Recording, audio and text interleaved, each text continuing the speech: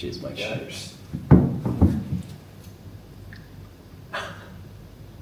Put it in the upper decky. Alrighty. Ryan, my man, welcome. Oh, thank you, man. Pleasure to be here. What time is it right now? It's currently 4 a.m. on the dot, I believe. So it's pretty early. Yeah, early start. I thought we'd get the podcast in before we check out today. Yeah, exactly. But yeah, man, my mind's pretty tired right now. Yeah, because likewise. it's so early. You know what they It's say, so the early. early bird gets the worm, and we've been up since all the birds went to sleep, so Exactly. we're ahead of the game. But yeah, man, just take me back to like the start, bro. Because like actually, I think you might have told me once, but I can't actually remember like how you actually got into sales. Like, so you were at school. Yeah. Did you go to college? Yeah, I went to university for 1.5 years, and then I just dropped out because I wasn't making any money. And what were you studying? Studying business, funny enough. So I was learning from someone making maybe 60 to 80,000 a year max, Yeah. how to make a lot more money than that. So it was like the teacher was leading me to a treasure that they couldn't possess, kind of like Thanos. Yeah.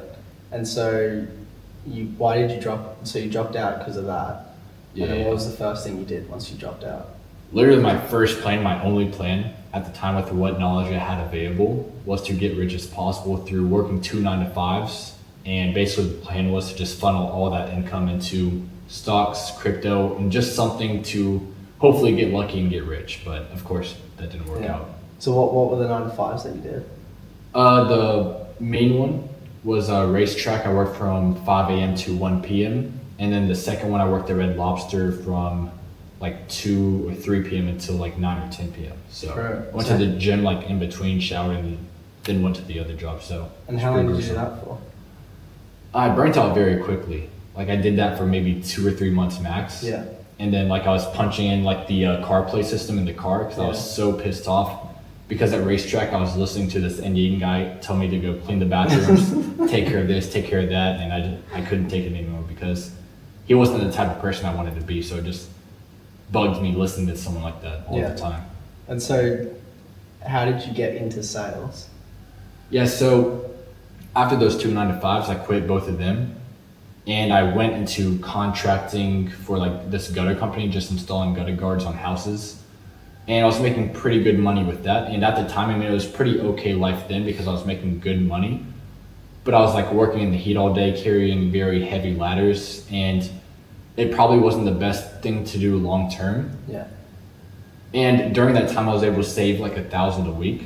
Okay. And that's pretty good. I was like watching YouTube a lot at the time. And I saw a few people living it up good in Thailand, like in Koh Samui. Yeah. And I was thinking to myself, like, man, they're flesh and blood like me. They look very young. Like, why can't I live that exact same life? Yeah. So I did a little bit more research on those certain people. Basically figured out they have a course, mentorship, whatever. Yeah. And I spent $5,000 like without any type of sales call, like just in the DMs. True. And learned about remote sales. So that's how I pretty much came into the remote sales space. And so when was that?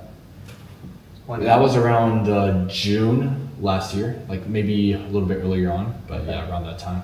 And so you bought that mentorship, and then what was the first month in sales like? Yeah. So I started off my first offer before I left to Bangkok, Thailand, maybe in July. And it was I thought it was a really promising offer, but like looking back on it, it was absolutely shit. Yeah. I made $0 in like the first 3 months.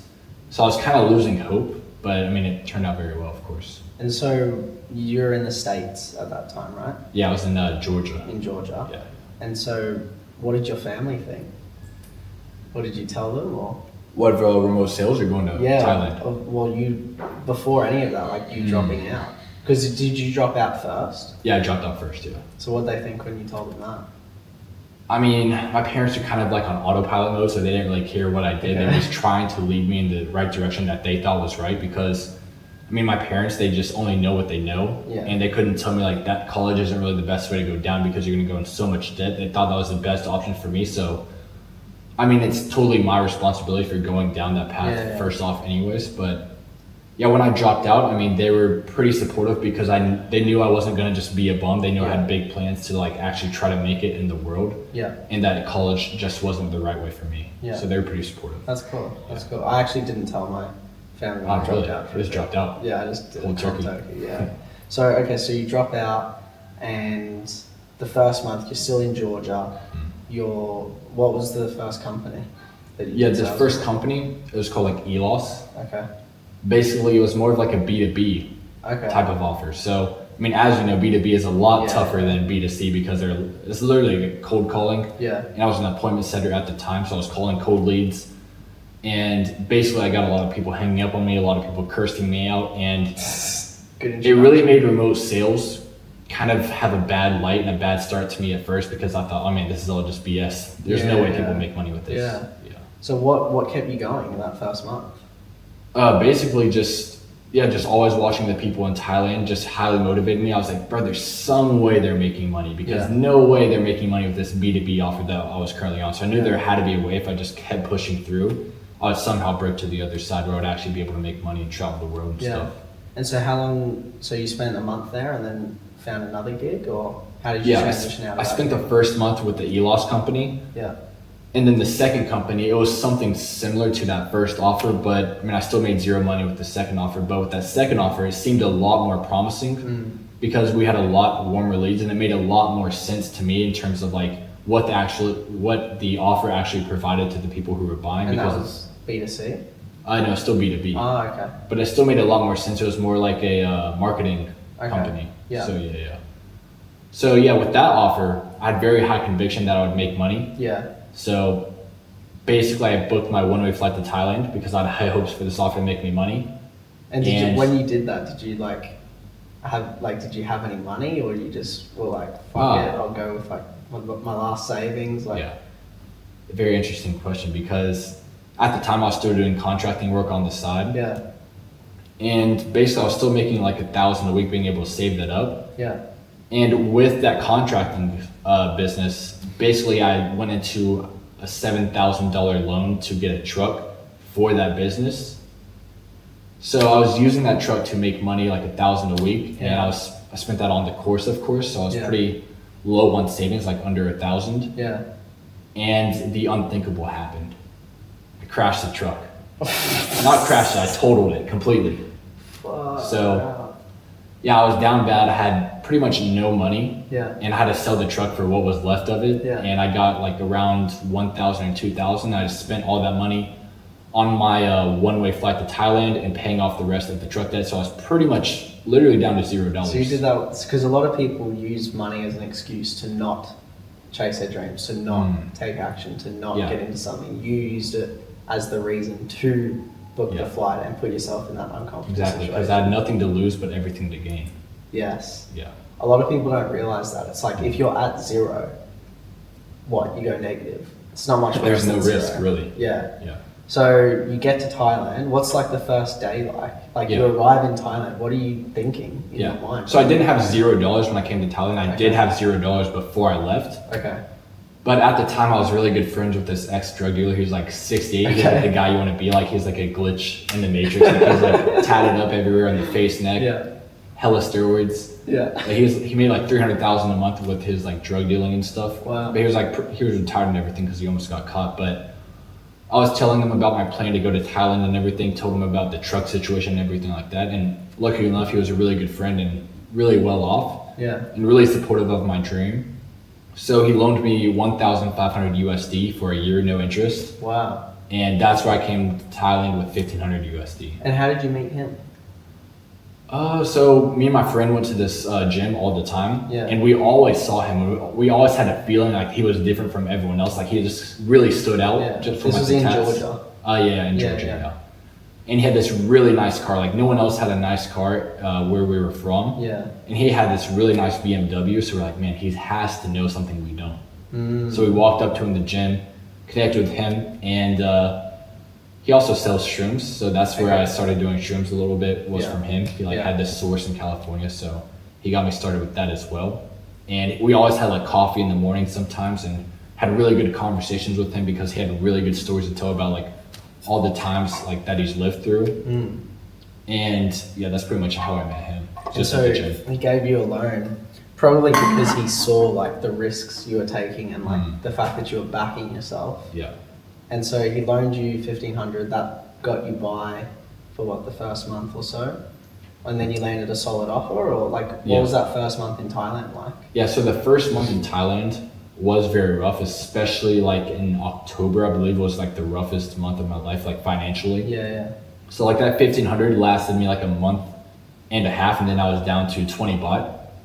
And I remember having like a cup of change in the kitchen where I would just kind of rub some coins together, get some rice at 7-Eleven and just eat that. And I did have to go on like a few 4-day fast. Wow. So that was a very, it was a very interesting time in my life because it was like the transition from the NPC mindset, which is like scarcity, living in Yeah. fear, like wondering how am I going to pay the bills, Yeah. and basically being fearful of money, to switching to an abundance mindset and being able to make it in Thailand, which was very necessary at the time, because if I just kept that broke mindset, kept that negative energy and that negative mindset, I would have just eventually had to go back to America. But Yeah. for me, that was no option.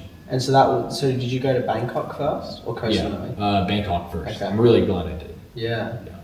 And so what money wasn't great that first role, but then like how long did it take you to start like going, okay, shit, I'm making good money now? Like it sounds like month 1 was pretty bad. Yeah. Month 2 was It's pretty bad as well. pretty bad. Yeah. Month 3, Month 3, I met my good friend in Bangkok, and basically he was able to position myself on a really good offer for like this day trading financial offer. yeah. And literally, my first setting call, I closed the deal. Nice. I didn't even set a call, I closed the deal. You were the setup Yeah. and you just closed him. Yeah. And the CSL on the offer was really nice because he knew my situation, so he just paid me the commission straight away so I could go get some food. So it was really cool. It was like a. So what was the first commission? It was a 250. Nice. The dopamine was never experienced. Like I've never had that experience in my life. Like I was so happy. I Yeah. was just looking at the sunrise. I was just reflecting on all the dark times. Like I finally made it. I Right. broke through the wall. That first like online commission that you get, I still remember like when I got my first paycheck online, I was like at the gym training and I just saw paid and I saw the receipt. I still remember like it was a fucking game Yeah. changer because It's you're just like, a real oh feeling. shit, Yeah. this is real. I can actually do this. Yeah. And so then it just went up from there. Yeah, exactly. Yeah. Basically, I was a setter Yeah. for like I think 3 to 4 months, and then I mean, as you probably know, like you get pretty tired of setting Yeah. and dealing with a It's a lot of grind. people, and I knew closing is where the money was at. So in the Cebu City, I'll kind of dive into that a little bit more later, but Cebu City, what's that? it's in the Philippines. Okay. Yeah, so basically I had to leave Thailand for like visa purposes, Okay. and I didn't have that much saved up to invest into the 15-month visa. So I either had to like go home, go to like a different country or something like that, and I knew someone in Cebu City, so I was like, okay, maybe that's the best place to go. Yeah.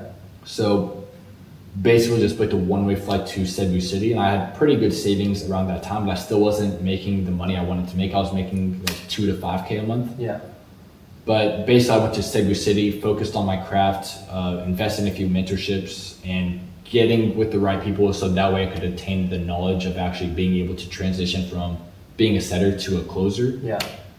And at the time, my friend, he was basically choosing between a few different closing offers, and he chose one, but then another opportunity opened up. So that's when I kind of took that opportunity to become a full-time closer. And I kind of did have to have a white lie when I first got on that first closing offer because, of course, you need experience, and Yeah. I had none. Yeah. So, I mean, I have been closing a few deals just being a setter. Yeah. So I just leveraged that and telling him like, hey man, I've been closing a few deals. I've been closing for this one offer for a while, and I can just prove it to you and close some deals for you. And that's what I did. Like right when I transitioned into being a closer, my first day I made like 1,600 in commission, Nice. and just proved myself pretty much instantly on that first closing offer I got on. So that was a really good feeling as well. And I mean, closing, I think, as you know, it's a lot easier than being a setter because you just have to show up on the calls that you have scheduled for the day. It's super different. Like setting is more like it's more of a grind, right? Yeah. Like you work 8-10 hours, maybe it's more predictable, but you've got to put in more hours, more time, which isn't why we got into it, right? We got into it because we want to get paid for our results on our time. So that's cool you made that transition. And then from there, just What was that, month 4? Month 4 or 5? Yeah, that was month 4 or 5. I can't really remember. Yeah. So it was like January. No, it was like February and March, I believe. Is when I started getting into closing. That's sick. Yeah. And then since then, just Yes. traveling Just Dubai, Thailand, Yeah. everywhere. Yeah. Exactly. And then do you remember how we first connected? I think it was through Facebook, right? Instagram. Instagram. Yeah, because a lot of people like try and network, right? So what I did is I just swiped up on your story, and I think I was like, "Oh, steak and eggs, you bulking," something like that. Because I saw you on some other Instagram pages I followed, and I saw your name pop up a few times. And then we connected in Bangkok when I was there, and that was like the first time we connected. I popped your tray with a cigar. Yeah, that's right. That's my first cigar. Yeah, that's cool, man. I like the fact that you like from day one you fucking pushed yourself. Like you fasted for 4 days because you literally couldn't eat. Yeah. And then eating rice from like 7-Eleven probably like. Yeah.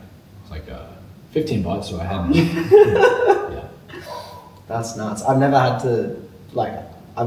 gone to that point myself. So it's cool that you like did that so early though. Yeah. Because I bet you like realized what you're actually capable of like personally in terms of being able to like endure that hardship, not having money, backing yourself in a corner and just making it work. Yeah. And once you go through those hard times, you never have any fear again because you've already been through the lowest point in your life. Yeah. So even if you go to that lowest point again, you know how to get out of it. Yes. So it's very powerful. And I'm really appreciative of that time actually happening. Yeah. Maybe not at the time, but looking back on it. Yeah. It's very good. That's awesome, man. And so since then, you've mainly been on like financial offers, yeah? Like mainly financial offers. Yeah, that's my sweet spot. Yeah, that's cool.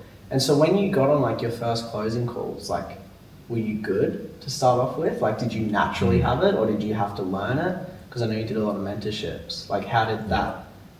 Like, because you said your first day on the closing offer, you did well, obviously. Yeah. Did that just come naturally, like? Yeah, those first few calls, I think it was like a mix of like luck, really good leads, and me being under very high pressure of having to prove myself to stay on that offer. Yeah. And after I got like a few commissions, I was like, okay, I'm making enough money, I can get comfortable. Then I pretty much was absolute shit because I didn't have that pressure anymore. That luck and those really good leads, and I realized how much I have to grow. Yeah. And so when you grew, was it mainly the mentorships that helped, or was it the experience and getting the reps in? Like, what helped you actually get better when you didn't have to make sales? I think it was a mix of a lot of things because, as you said, like the best way to improve in sales is just to go out in the world and just be really social and connect with people, learn how people think, and just put yourself in more social situations. Because if you just lock yourself in a room all day, study scripts, I don't think that really helps as much as actually going out there and like communicating with other humans. A lot of people get that wrong. I've met a few people in Bangkok that are very much like that. Yeah. They buy the courses, they buy the mentorships, they study, but then when you speak to them in real life, they have no social skills. Yeah, exactly. And they don't do well on their sales offers as well. So it's like kind of weird because they think that they just need to grind and study, but it's like actually no, like maybe going out on that night and talking to strangers, going out, having fun or whatever, and having those social interactions actually helps you get better. Yeah, exactly. Because with sales, you can't really be a robot because that's what I was. I was like super monotone. I didn't really care. I was just reading a script and just thinking more of it as a numbers game besides actually like connecting with the other person on the Zoom call. Yeah. And actually understanding what the problems are and how we can actually help them. Like I noticed even before, like you were just talking to a client and even just like the little witty lines you have, or you know, what time is it for you? Oh, it's 2:30, you know, someone's gonna be Batman. Like just little things like that you probably picked up just having conversations with people, right? Knowing how to connect with people, exactly. Yeah, that's cool. And so since then, like where have you, so you've been to Bangkok, Thailand, Philippines, like where else have you traveled? Yeah, I've been to Malaysia, the Philippines, Dubai. And by the way, you're 21. Yeah, 21. 21. Yeah. I didn't actually think I would be able to go to Dubai. Like at 21, I thought it'd be like maybe a few years down the line. Yeah. But I mean, I had like, it was like another one of those situations when I first came to Bangkok, Thailand, like putting it all on the line again because I went to Dubai with like only 2,000 USD. Yeah. So I mean, as you know, Dubai is pretty expensive, Yeah. and we rented a few supercars, so that didn't really help. Yeah. I actually spent like the last $600 I had on renting a supercar. So it's just a really bad habit of mine of going down to hit rock bottom. So Well, it might not be bad. I mean, yeah, it seems to be serving you, right? Like you keep putting yourselves in these positions, but you keep getting out of them. yeah, You just force yourself to make more money. yeah, it's called the slingshot effect. If you keep going down and just Yeah. keep investing in yourself, keep investing into what you believe will work, ultimately you'll always go back up. Yeah. It always works out. That's cool, man. Like a lot of people don't realize it's actually easier to make more money than it is to save money. Because like you can try and save every dollar you can, but you're limited to how much you can save. Yes. There's no limit to how much you can make. Yeah, like with what skills we have now, I mean, we'll never go broke again. Yeah. So there's literally no worries, no fear about money. Yeah. And that was probably the worst habit and worst thinking process I had to reevaluate and get rid of. Like from the NPC mindset that I had back in the States. Yeah. That was definitely the hardest thing to get rid of out of my mind. But now that it's totally gone and I can just truly focus on what really matters, it's just a lot more beneficial than just always worrying about money, like where the next paycheck is going to come in. Yeah. Because you always have that confidence that you're going to make more money no matter what. Yes. Yeah. And I've had similar positions. Like when I went to, I've been in the space for 4+ years, but when I went traveling, like I went into debt for that, you know, and I had the same thing where I knew just putting myself in Thailand, it's actually very similar. I was in debt. Wasn't even in a good sales role at the time, and I had to make money. And then I got a position, the one that I'm in now, that's obviously very good. Yeah. But it just worked out. And it's crazy how when you put yourself in those positions, things just happen. Like things just come together. Yeah. You make money. You find a way. And yeah, it's cool, man. The slingshot effect is very interesting. It should be studied. Yeah. I like that term. I heard you say it the other day. I was like, that's a cool term. Yeah. Just gotta invest in yourself more, go broke more, get more money. Yeah.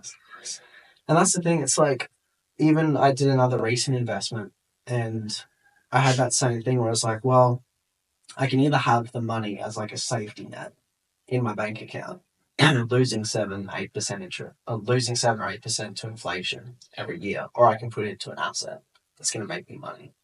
But what would you say to someone who doesn't have that mindset? Like someone who is still in that scarcity mindset. They want to save every dollar they can. They live in fear of not making money. Yeah, well, it's like trying to grasp every dollar you can, just be very frugal with your money and just hoping to save as much as possible.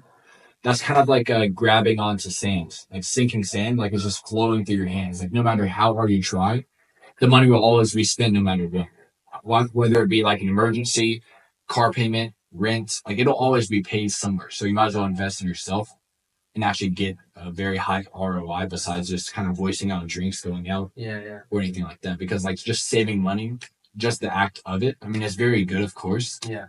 But just like trying to be very frugal, that's just like holding on to loose sand. So it's pretty much pointless. And so bringing it to today, where we're obviously at, you can't really see because of the background. We look like we're at a beach. Yeah, yeah. But we're at this villa in Bali. Yeah. So how did you get here? I mean, it's all thanks to you. Yeah. So like we had this mastermind, obviously got 6 closers in the space. Like how have you found that? Like how have you found the last week? Because you've obviously networked with a lot of people and a lot of people in sales as well. But being with these 6 guys, like there's quite a few of us that have some experience. Like how have you found that? Just being with other closers and just hearing like daily conversations, daily thoughts around it. Yeah, it's very powerful to have like a mastermind like this because everyone has their own kind of ideals and values and ideas about certain things. Yeah. So when you're bouncing ideas with like me, you, and everyone else here, it's very beneficial because maybe some other people have better ideas than you, and you can reevaluate like what you hold true and actually kind of weigh out which one is better. Yeah. And then get new mindsets kind of incorporated into your life. So that way you just ultimately level up. I think that's the thing, even with sales training, like it's very easy to stick to one methodology or one script or one tactic. But I think the best is when you can take elements of all of them that suit you best and form it into your own. I spent probably 50K in sales courses, and at times I just would get stuck to like one, and I found my sales went down. But the minute I was just present, authentic with who I am, and just taking the best elements of all of it, that's when my close rate's been the best. That's when I've made the most money. It's just taking the best from all of it. Yeah, it's like adapting and evolving. Exactly. Yeah. So what made you want to actually like come to this? Because you didn't really know what it was. Yeah. We met in Bangkok for like, we only spoke, I think, like we met like a few times. Yeah. Right. And I basically said to you, hey, I'm gonna have this event in Bali. What made you actually want to come? Because you didn't even know what it was going to look like, really. I think the main reason was just adventure, and I was pretty bored just sitting in my apartment closing deals. So I was like, oh, might as well close some deals in Bali. So I mean, that was pretty much the main reason. No really motivating factors besides it. It sounded pretty cool. I know you pretty, I mean, not very well, but I mean, well enough to know that I trusted you to make a very fire mastermind. Yeah. Which it has been, of course. Yeah. So it all turned out well. And how have you found Bali compared to Thailand? Like, we've only been in Uluwatu. We haven't been to Canggu and some of the other areas. We went to Ubud for a day. Yeah. But how have you found Bali compared to Thailand? I think Bali is like 10x Koh Samui in like size, things to do. Yeah. And it's very beautiful. The weather is literally perfect most of the time. It's like room temperature outside with the sun. So can't really complain there. And I think Bali is like a really good place to go. Like if you're making money online, because there's so many things to do to get into self-development, like that sauna and ice bath place that we went to. And there's just so much things to do. And it's for like the more adventurous type, because you can just drive through the entire island with your motorbike, and it's really cool. Yeah. And in terms of like the week and obviously being with the other guys, learning off them, brainstorming ideas, like what is like the biggest takeaway that you've had? I think the biggest takeaway is to enjoy life a little bit more, because in Bangkok, I mean, I was closing deals, making money, but I wasn't really doing anything with like the money or with my life. Like I was just sitting in my room all the time, closing deals. Maybe I was going to the gym every day and stuff, but it just gets really repetitive, and it just feels like the same life I had back in America, where I would just have the same repetitive process happen each and every day. And I think with life, you just gotta live life to the fullest and experience new things. Yeah. And I think that it also expands your time, because when you're doing the same thing over and over and over again, it just condenses into one small frame of time. But when you're doing different things all the time, your time literally just expands, because you're always experiencing new things.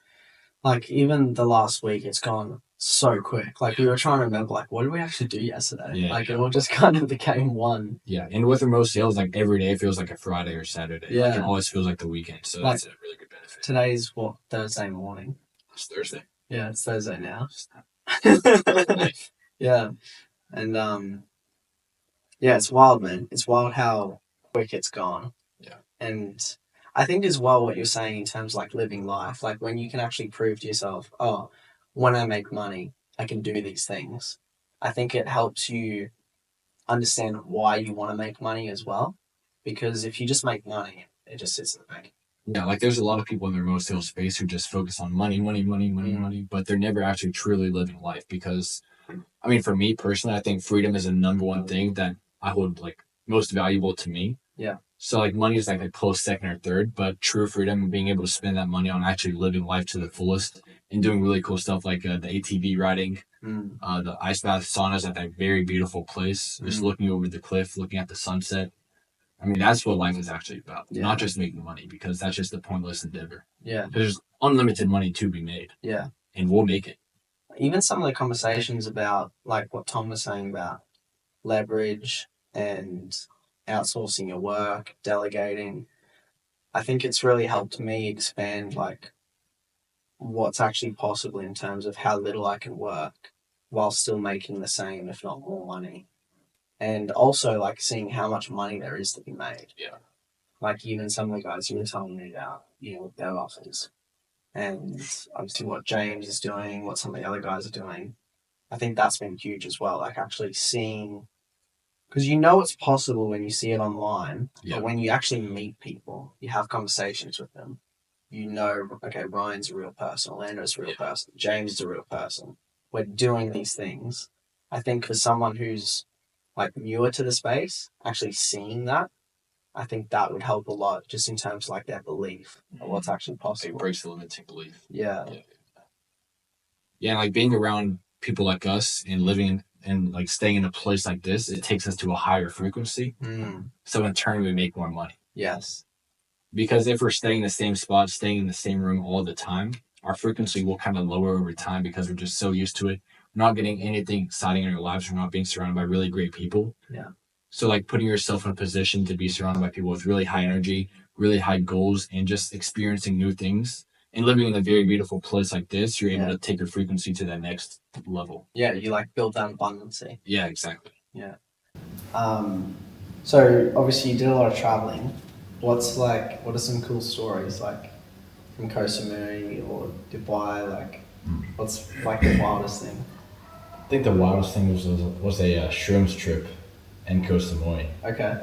So we basically bought like 8 to 12 grams, and then we split them amongst like 5 people. Yeah. And basically after we ate them, we didn't really feel that much. And So of course, yeah, we ate more. But to eat more, we had to go get some more. Okay. So we decided to go to this local weed shop because that's where we first bought them. Yeah. And on the way there, they started kicking in. Like they actually started kicking in. So we should have waited a little bit longer before going. Yeah. But once we got there, I mean, we were already there, so we bought more, ate more. And one of my friends was a little bit anxious about his trip. Like he was like, he's really wanted to go back to the villa for whatever reason. He was like, we have to go back no matter what. We have to go back or we'll never go back. So we just went back. And on the way back, I think we just got mixed up a bit and I accidentally missed a turn and I went to the beach instead. And Tanner and Alex followed me, and basically we went to this restaurant and we were pretty much already tripping pretty hard at that point. And we just drank some pineapple juice and of course escalated that trip a bit. Yeah. And we were just at the beach just messing around, talking about life and stuff. And then we were thinking about going home. We were like putting our shoes on and stuff. And then my good friend Tanner, he saw some lights in the distance and he was like, guys, we have to go to the lights. So we all thought it was a really great idea. Yeah. And it was definitely around like 4 to 5 miles away. Yeah. But we just thought it was like a mission we have to do. Yeah. We were sold. So basically we just went on the way to the lights, and we had a lot of treacherous obstacles to get past. Like there was this like resort with security guards who were like trying to stop us because of like their property or whatever. Yeah. It's pretty strange. And then So how'd you get through that? basically just talked to her like, oh, we stay here, and we're just passing through to get to another side. Yeah, we closed them, no objections. Nice. And then another obstacle we had to face was there was this river. Okay. Like there's like the ocean and then the river separating the land.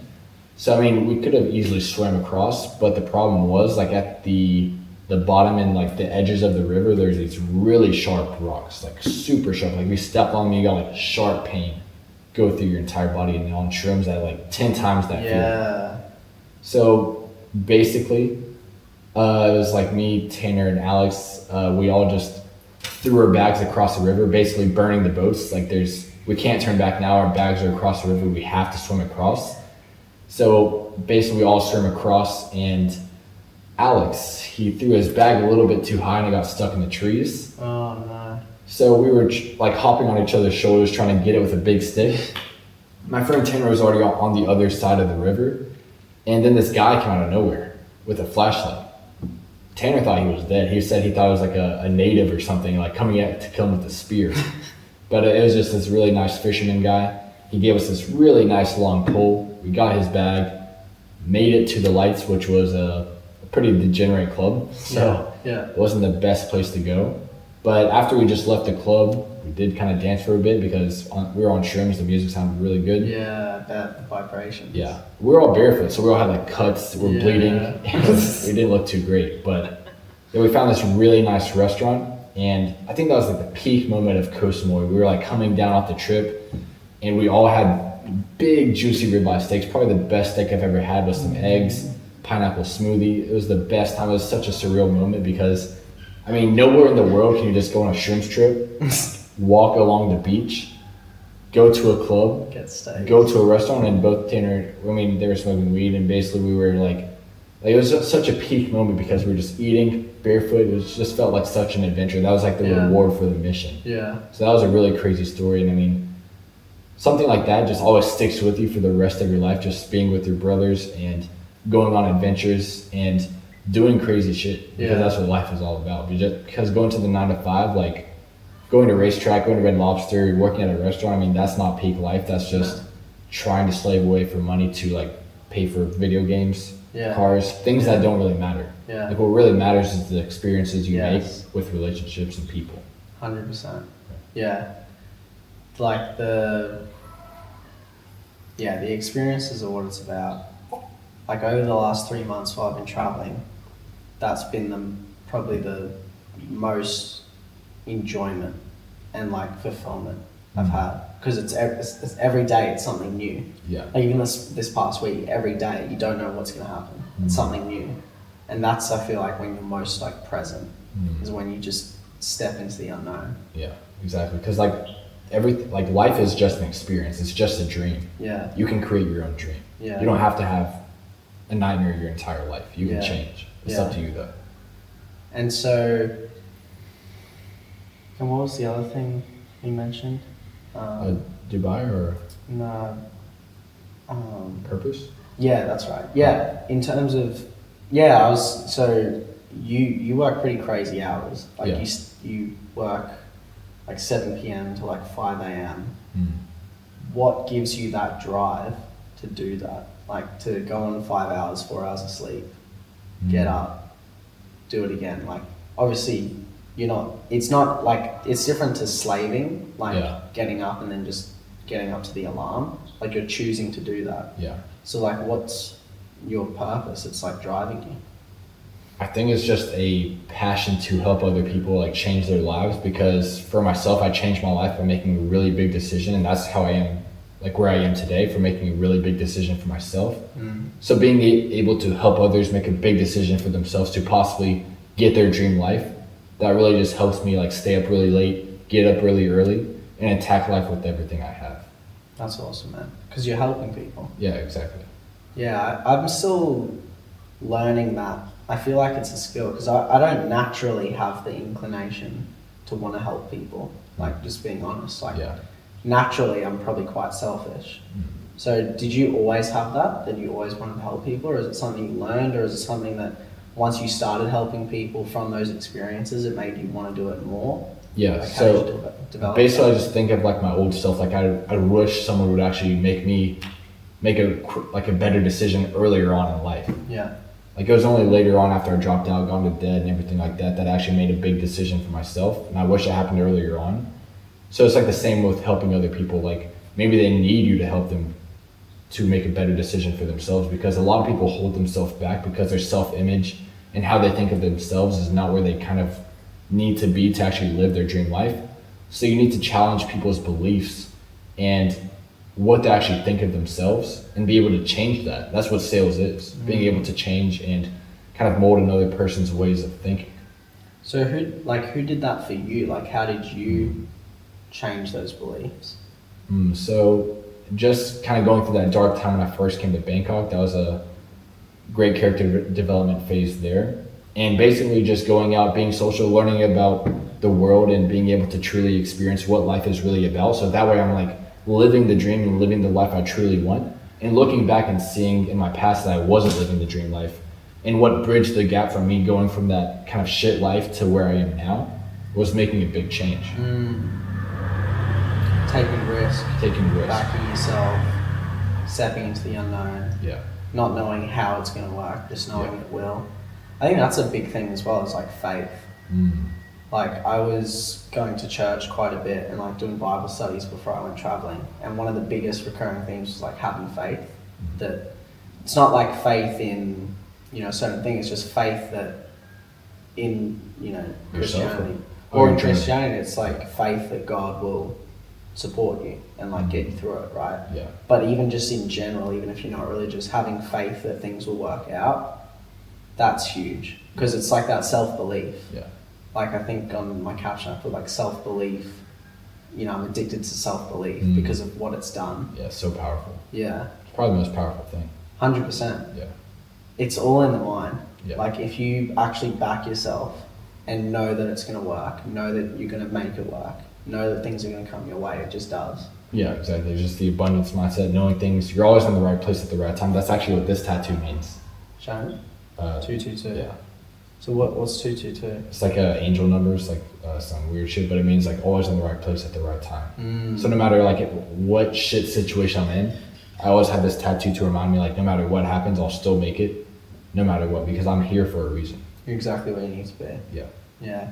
That was like what when we were doing the breathwork session, what Liam was saying. Like you are exactly where you need to be. Yeah. Yeah. Yeah, and going back to risk and everything, like risk aren't as scary as it's kind of made out to be.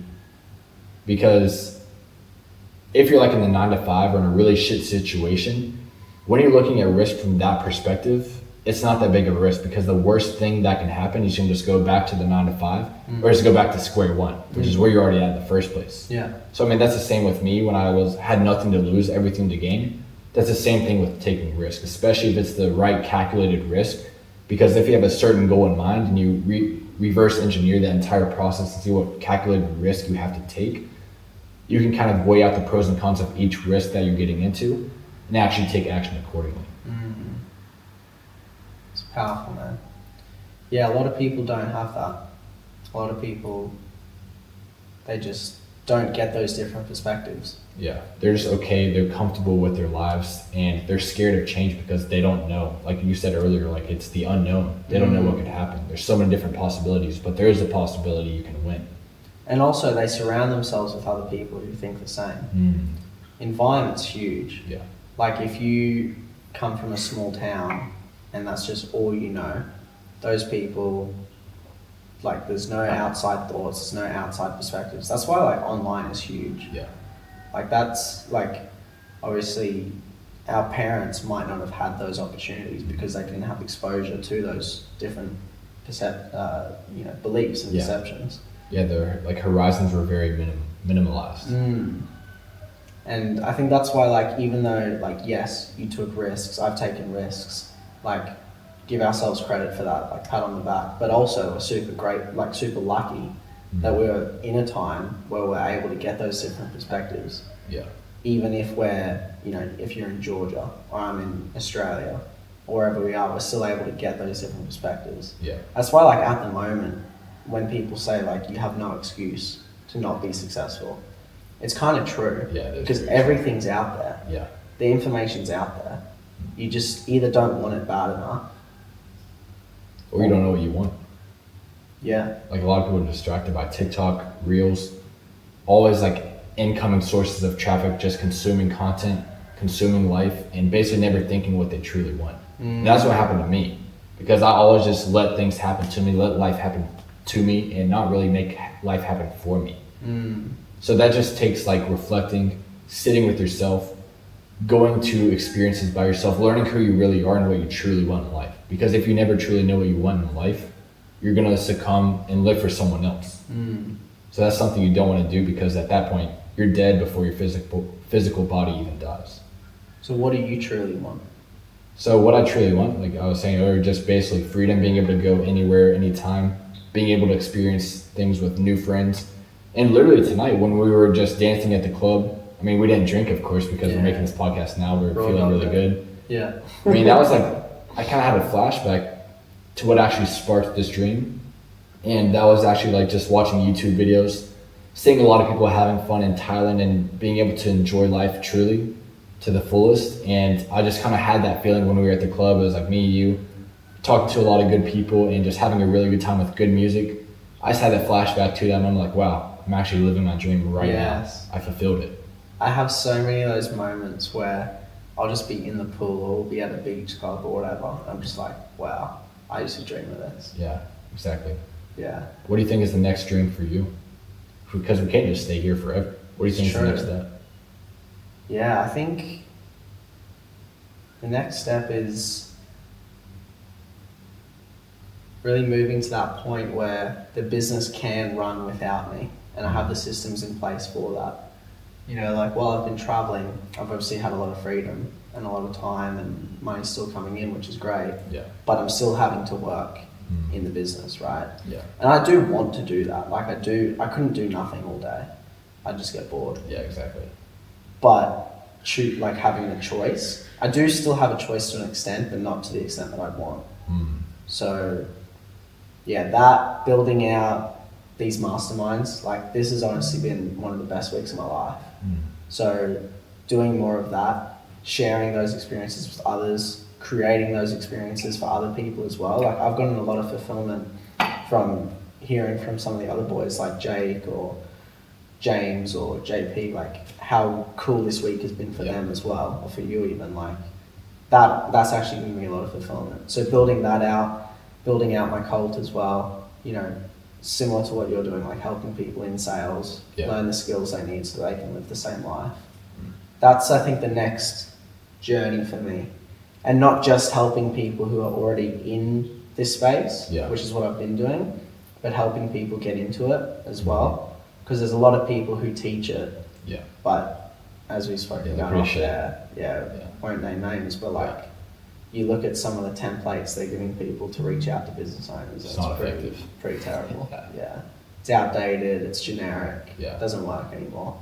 They're just very good marketers. Yeah, exactly. So I think that's my next thing, is building the brand. Because the more people that know about me, the more people I can help.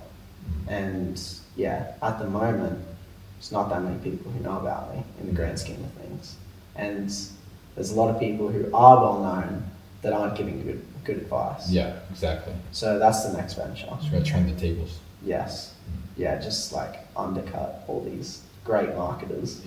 With terrible fulfillment. Yeah, exactly. And what do you think is the deeper motivation for you for actually getting to this point in life? Like, is it like family, money, or like what is it for you? Yeah, I think it comes down to freedom again. Like being able to do what I want, when I want, with who I want. Like spending time with people that I want, leveling up my circles, my network, my environment, because that's never ending. Like the environment we've been in this week, amazing, but there's also levels to it. Like there's levels above that. New heights. Exactly. So constantly striving for that. And building something bigger than just me. Like building a community. I'm really big on that. Like, because in the closing space, especially like during COVID, I was like, I knew a lot of people online, had a lot of Zoom meetings, had a lot of networking calls, connections, but it's not really a connection when it's online. Yeah, exactly. Like, just from the few times that we met, I have a much deeper connection with you than if I had 20 Zoom calls. Yeah, exactly. You know? It's just a screen. Exactly. Yeah. So building that, I think that's huge. Like a lot of people, you know, get pretty lonely in this space and they feel like they're doing it on their own. You know, me in Brisbane, like there are a few other people in the space where I am, but there's not that many. Sometimes it kind of felt like I was just alone on this big island in Australia. Yeah. That's how it be. I can't have another one of those. Should try to spit it. Oh, I'm good, bro. But yeah, like, so building out the community aspect, I think is big. So what I want to work on. And just having more of these experiences. I got you. How many countries have you been to? Not that many, bro. So I've been to, like I went on some holidays with family to the States, to China. Oh, China. Yeah, I went to Hong Kong. It was good. Yeah, I was with my family because my grandma's Chinese. So I saw family, there was a wedding we had. That was cool. But then over the last few months, Thailand, Vietnam was amazing. And then Bali, obviously. Nice. But yeah, Bali's like probably the best. Top tier? Yeah, I'm glad I didn't start here. Everything else would be shit. Well, I wouldn't have left. Okay, yeah. Like I wouldn't have had the other experiences. Yeah. And also now I've got something to compare it to. So like Bali is like Da Nang in Vietnam is a great spot. Yeah. But Bali is that on steroids. Yeah, how was Vietnam? Because I tried to go there one time. I was literally at the airport about to hop on the flight. Yeah. And then apparently you need like an online e-visa before going there. So I didn't set that up and I missed my flight. And that was when I was setting out. I was supposed to go there before I went to the Philippines. True. So basically, didn't have that much money, so I just had to wait a few more days and go to the Philippines. So it's pretty tragic. No, Vietnam's cool. I started off in. I went straight to. I'd been to Vietnam before. I went to Hoi An for a week with my family on holiday, which is really cool. But then I went to Da Nang. So I went from Thailand, Bangkok to Da Nang, and that was a really cool experience. I was there for about 4 weeks, so about a month. Met Jake there. There were a few other closes as well in Da Nang. By the end, there were like 6 of us there, which is sick. Itself. Yeah, literally. But like also the power of networking. Like, just got introduced to these people. Like, oh, this guy's in Da Nang. You guys should connect. So that was really cool. Everything's like super cheap, obviously, but good vibes. The beach is super nice. But again, Bali is that on steroids. Yeah. Like the amount of entrepreneurs, business owners, online people in Bali is like 100x what it is in Vietnam.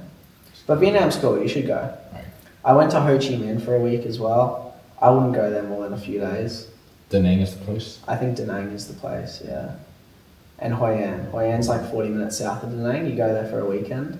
It's like a more beachy vibe? I mean, I guess everything's beachy vibe. Yeah, it's got beach vibe, but it's also like there's this place called Old Town. It's very like, it's hard to describe, but it's just very unique. Like the style of everything is super cool. There's a bunch of different shops. You go there for a weekend, it's good. Yeah, so I'd definitely go there. I'd go there again. How was Philippines? Because I was thinking of going there. I mean, I think it would actually be better, but I was literally the only one there by myself. Okay.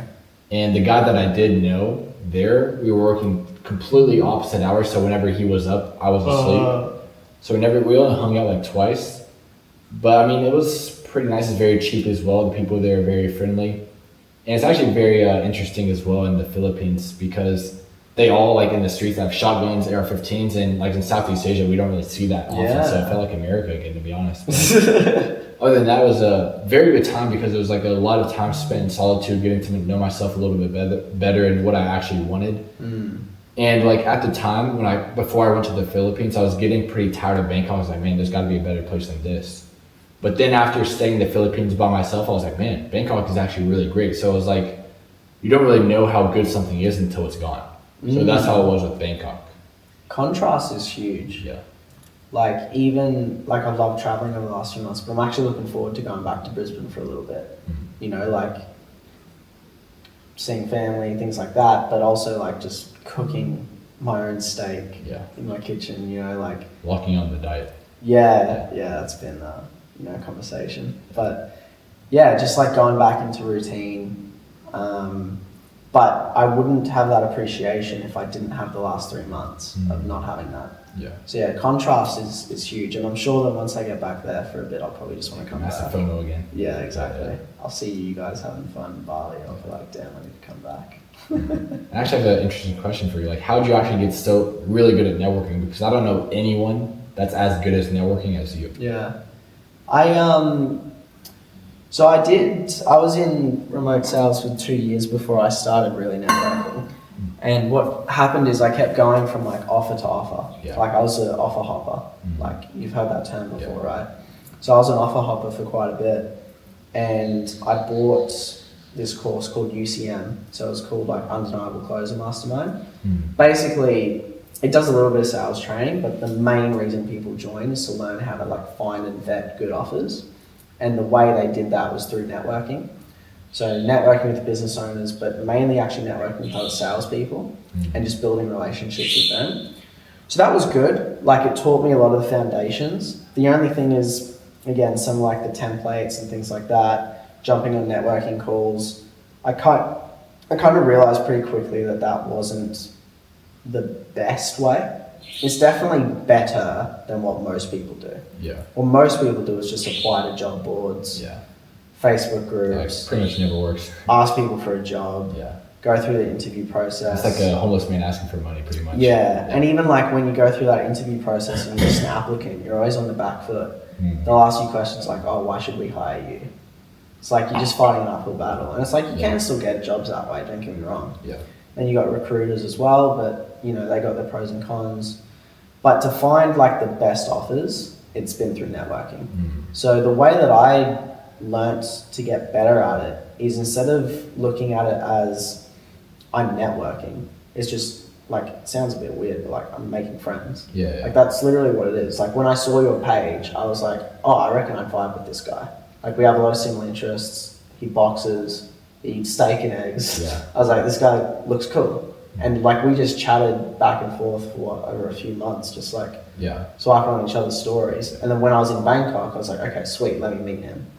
So yeah, that's how I got good at networking. But even before I started traveling and meeting people in person, like I still made it work with Zoom, and I just had a very similar approach. Like there was one guy I just went back and forth talking about health trackers for. Like just, I was thinking outside of the box because everyone tries to connect about sales. Like they'll ask, oh, how long have you been in sales for? What got you into sales? What offer are you on? How's that offer? Oh, are they hiring? So same process over and over. Exactly, and like you can always feel they want to ask something from you. Yeah. Whereas I just did the opposite. I just like, I don't think I've ever asked you for a role or anything like that, but I just built a connection with you. Yeah. And I'm sure that I don't need a role right now, but I know that if I did need a role, I could get one very quickly. Yeah, that's the power of a network. Like 100%. knowing the right people will inevitably guarantee that you'll never go broke again, because there'll always be opportunities coming in from different angles. Yes. Even with the story you mentioned before, right? Before you had the skill set, you knew that guy who saw your work ethic, saw your character. And saw that I was fasting like 4 days. Yes, and lent you money. Like, that's not super common. Yeah. But, yeah, you knew the right guy at the right time.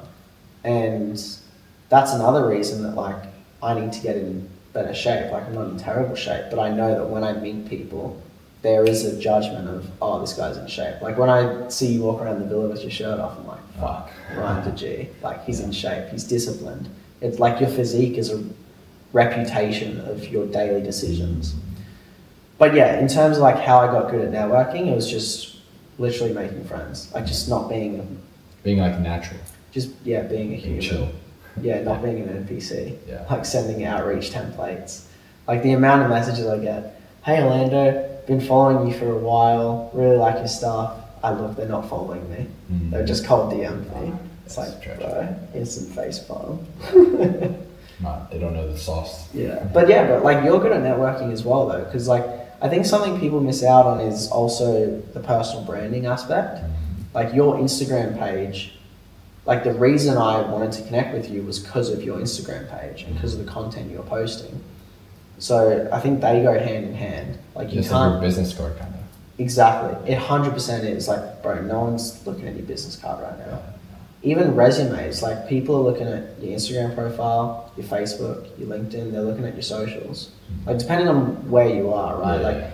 I don't think you're very active on LinkedIn, right? But it's probably LinkedIn, Facebook, I'm not really touching those. Yeah, but you don't need to be, because for the market you're in, like Instagram is kind of where it's at. Yeah. You know, whereas me, when I started off, it was purely Facebook. I just did Facebook for a year straight, didn't even really touch Instagram. And that connected me with a lot of cool opportunities. But now I'm honing in on Instagram as well. So yeah, the content goes hand in hand. And for me, it was a switch because if business wasn't a thing, I probably wouldn't post. Like I actually don't like my life being out there. I would actually rather just live my life and not pull out the camera.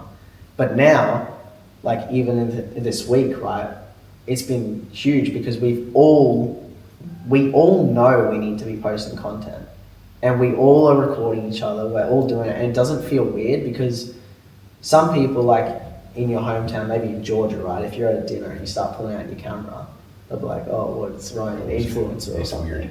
Yeah. But here it's like, no, we understand the game. The game is you put your life out there, people see. You kind of like indoctrinate them with your content. Exactly. Like people. Free them. Exactly. People subscribe to Ryan's life, Orlando's life, and that's just business. Yeah. And we understand that. So, yeah, personal branding is huge. Yeah, it's very powerful because we can show what life is actually really about, and we're able to actually portray the dream that we're living. Yes. So that way people can actually see it's possible, especially for like people like us. Yes. We were in the 9 to 5 doing the normal life. Yeah. And we decided to make a change for ourselves, and we were able to get here. Yeah. So people can actually see that with the personal brand because they're actually like watching your life story online. And what I love is, so I actually never really worked a 9 to 5. Like I worked at McDonald's, right? So you could call it a 9 to 5, but it wasn't like a corporate job. Like I didn't have to go in a suit, things like that. But, you know, I went straight from McDonald's to online, and the people that gave me shit when I was posting online and trying, like, I'll be honest, the posts were pretty cringe. They were pretty bad, as anyone's is when they start off. Now they're asking me questions like, oh, what are you actually doing? Like, how are you able to travel? Yeah. Oh, that's super cool. You're in there. Like, how do you do that? And it's a pretty cool feeling that like, you're going to get hate, you're going to get judgment, you're going to feel weird posting and doing these things, but those people, they're going to be right until they're not. Yeah. And hate always comes from below. Like people are never going to hate from above. They're only going to hate and try to drag you down to their level. Yeah. So that's all hate is. It's nothing you should actually take personal. Yes. Because it's just a reflection of who they really are. It's a projection. Yeah. No one with a 6-pack is bullying a fat guy for going to the gym. Yeah, exactly. It's not a thing. It just wouldn't make sense. Like, no. Yeah. Yeah. So like with family and everything, like being out here and being away from them, like how does it actually feel for you? Because when you're out here, you're not able to see your family all the time. So does that make you feel a certain way? Because like for me, I do miss my family, but I also love the life I'm living now. Like I wouldn't go back just to see my family live back there because I don't want to give up this dream. Yeah. So like how does it feel for you? Yeah, it's tough, man. Like I'm super close to my family, like very close with my grandparents, my dad, my aunt, and that, you know, I call them at least once a week. I think I just want to have my cake and eat it too. Like I want to do both. Yeah.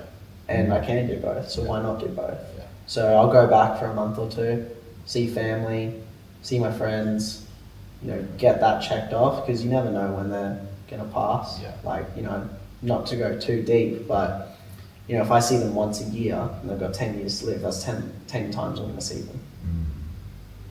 You know, so very limited time. Yeah, you know, and when the day does come where they pass, like I'm probably gonna wish I'd spent more time with them. Yeah. So I keep that in the back of my mind, but I don't let that stop me from doing what I want to do. Like when I booked the trip to Thailand, I didn't tell them until I booked it. Yeah. Like part of me wanted to tell them, like, hey, I'm thinking about doing this, but I was like, no, I'm gonna book it. Tell them after. And 2 weeks notice. Yeah, it literally was 2 weeks notice, and they were completely supportive of it, right? But yeah, you know, I'm super close to them, so I am looking forward to seeing them again. But yeah, I just want to do both. Like I'll go back for a few months, probably come back here for a few months, go back for Christmas, and then I think next year, bro, it's gonna be a safari of the world. Yeah. Just go everywhere. Yeah. And did you lose any friends like climbing up to the life that you're living now? Because I know I did. I lost a few friends just because they hated on me. Yeah. They didn't want to see me win, and they just blocked me out, and I blocked them out, of course. And like, did you have the same kind of experience or what? I didn't have anything that like, I guess like cutthroat. But there's definitely friends that, you know, I would hang out more with if I was still working at McDonald's.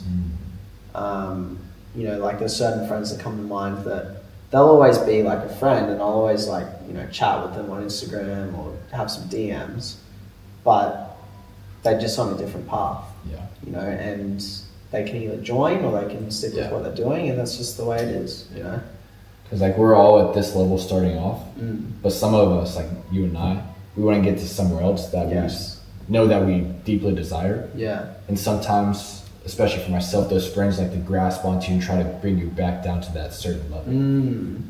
But some of them are very good. Like they want to see you win, and they're continually like supporting you, liking your stuff, commenting.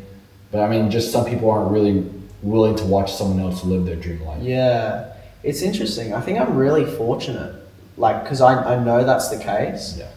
with my friends, I'm actually really fortunate. They don't get jealous. Like whenever I talk to them, it's, hey man, like it's super cool to actually see you doing this. I always knew you'd do this, or I always knew you would have this work ethic, which would lead to this. Like I have one friend in particular, right? Like still works a normal job, normal sort of, you know, everyday life, but he's always swiping up on my stories going, hey dude, this is sick. Like that's awesome. I'm quite lucky in that sense. So yeah, I haven't had to deal with that too much, but I also don't have too many friends. I have a very, especially in Brisbane, I probably have 3 or 4 really good friends that are like lifelong friends. And then obviously the people I'm meeting out here in the space, and you know, which is fucking awesome. Yeah. Like this week has been sick as well because it's like, bro, we all know the game. Yeah. Like we can talk about things instantly. Like, but think about it. Oh yeah, this guy gave me the part. Yeah. It's like we just instantly. We have the same lingo, pretty much. Exactly. Yeah. Like even the little, you know, lines and banter, like it's all closing related. Yeah. Whereas when you're with someone who's outside of that space, you know, you can't really have that. Yeah. It's not really relatable. Exactly. Yeah. And it's pretty funny. Like right when we first got here, I only knew you. Yeah. But after that first day, I felt like I knew everyone for a lifetime. Yeah. That's just because we're all on the same journey and on the same path, so we all connect on a deeper level. Yes. You're 100% right. Like, because I'm quite lucky. I met everyone except for JP and Tom before the event. I met Jake, I met James, I met you. And yeah, like everyone I've met traveling that's in the sales space instantly, pretty like, I think there's like one guy that I didn't really vibe with, but pretty much instantly you feel a deeper connection because we're in the same space. We like super relatable. Like even when I met you for the first few times, like I just felt like we clicked pretty fast. Yes. Yeah. Like way quicker than just if you met like a normal friend. Yeah. Like if you met someone at like a networking Yeah, like at a gym or something. Yeah, exactly. It's different. Yeah. Did you find that when you know, climbed that mountain, like I know you said you had some friends that like you cut off, was that like a choice or it just naturally happened because they had that jealousy or they saw you winning and, you know, because you guys started in the same place, they were like... Yeah, it was kind of a mix because I think in college especially, I had a really bad friend group. Like they were the type of friends that would tell you, yeah, take that one shot, do that crazy thing, go drive drunk, do all these bad things. Yeah. So they really weren't even the type of friends I'd even want to have in the first place. So maybe it was a blessing that they just got cut off anyway. But with some friends, like there's this one friend who's still working on a farm that I worked at when I was 16. He's still there making $12 an hour and he's still supporting me and everything. So there's just a solid mix of people who really support me and really care for me and then people who want to see me lose. Yeah.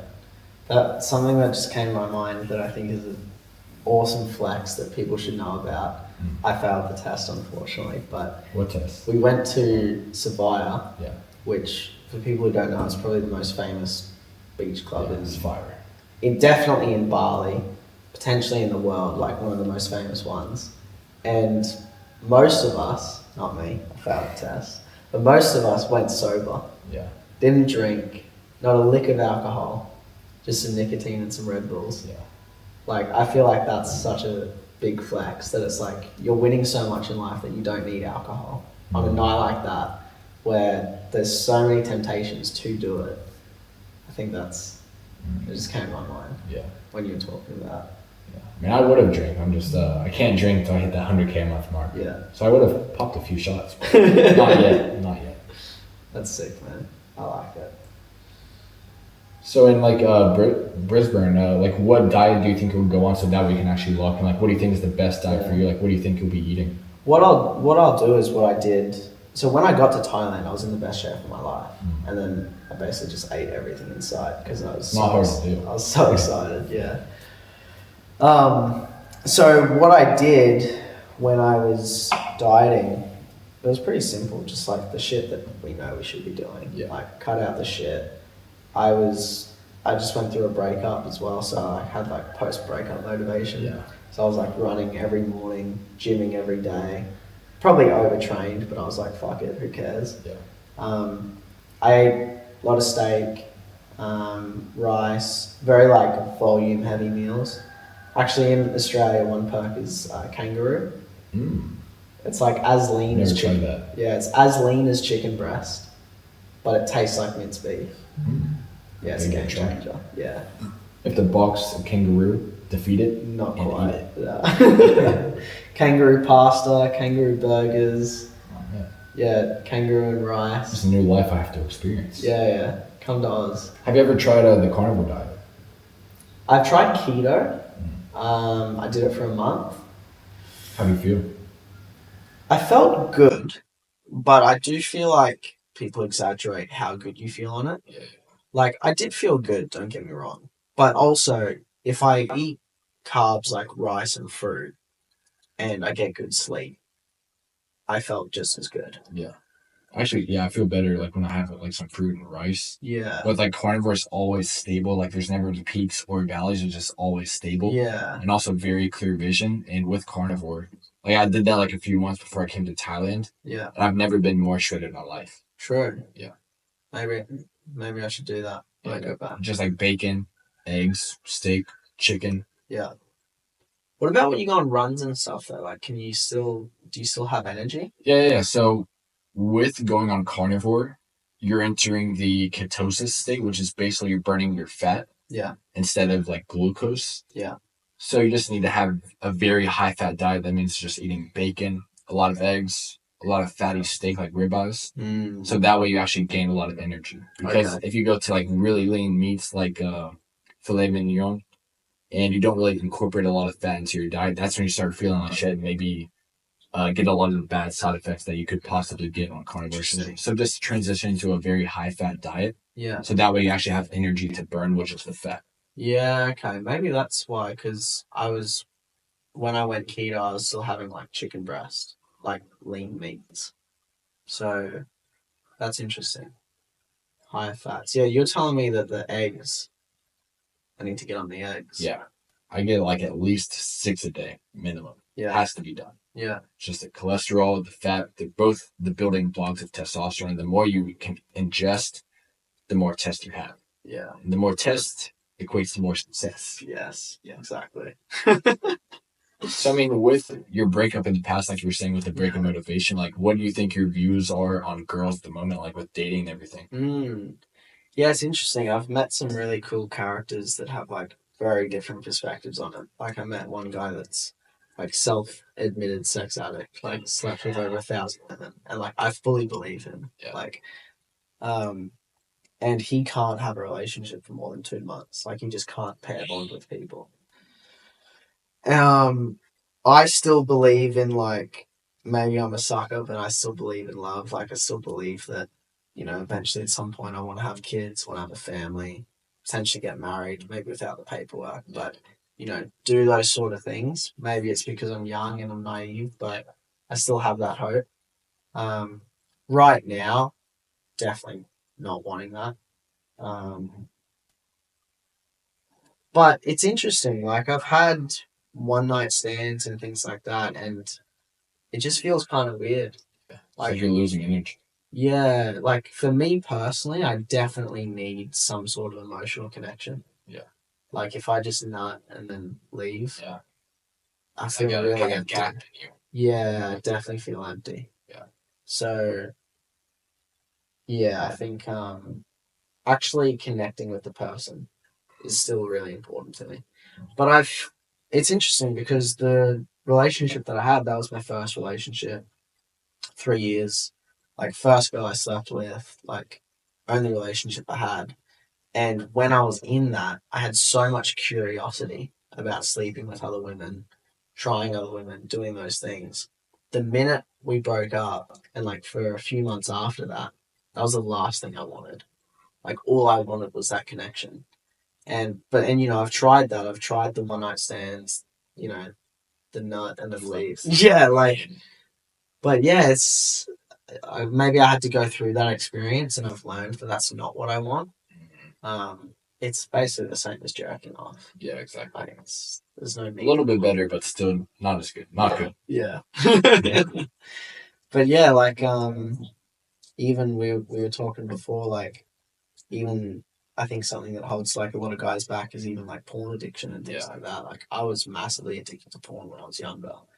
And I feel bad for a lot of guys that are still in that loop where it's like every day. Yeah. When did you first like started, like when you did it in the past, like when was the first time you actually watched it? I think I was like 12, bro. Yeah. I watched like car wash videos or some shit like Yeah, bro. Same with me. That was like I think 5th grade or 4th grade. Yeah. So I don't know how old I was, but Yeah. it's actually really bad.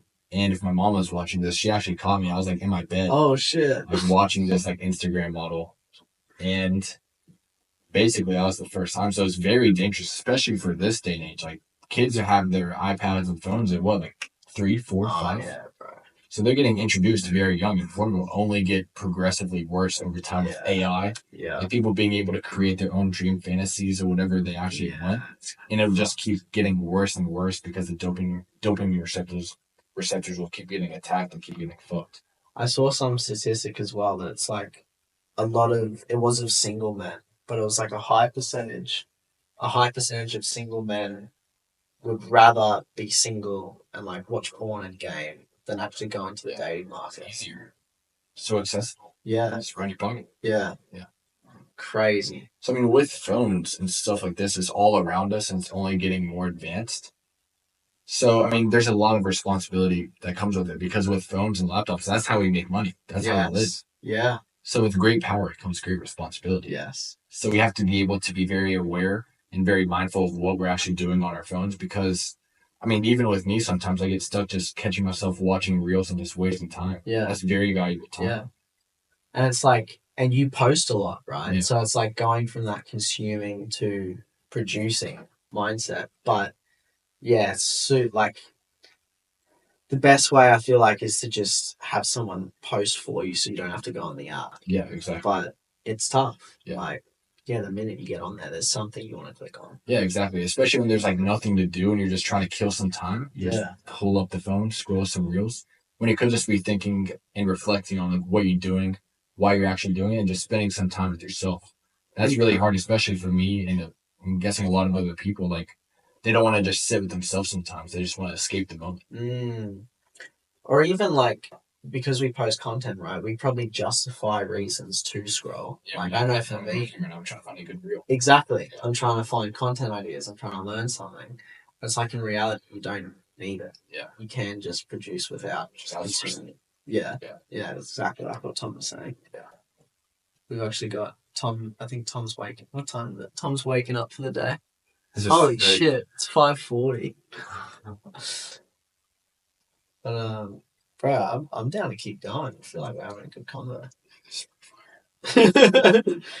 Bro, we can pause for a bit. But I almost puked before from the nicotine. But I've had like we had like 6 or 5. I've had like maxed out. I've had like a second win now. Yeah. I feel like we've had a fucking dope conversation for the last like 30 minutes. Might even plug the charger in soon. That's sick. Bro, we started at 4. Oh shit. Yeah. Damn. How'd you sleep? Fucking tired, man. I only got 5 hours of sleep. Yeah, fuck. Good on you for getting up though. Yeah. Smash it out. Good shit. Can you wake me up for breakfast? I'll wake you up. What time's breakfast? 10. So you're gonna sleep now until 10? Think I go to bed? Yeah. Yeah. Oh, should we do an outro? Yeah. Anyway, yeah, it's 5:40, so Yeah. I don't think we really need an outro. Like, No. we're tired. We're going to bed. Yes. But- So thank you guys for watching. If you enjoyed, subscribe. And if you do want to get into remote sales, live the life that we're living pretty much right now, and you don't know where to start, just book a call below with the calendar link, and I'll see you on the call. Yeah. But hope you guys enjoyed.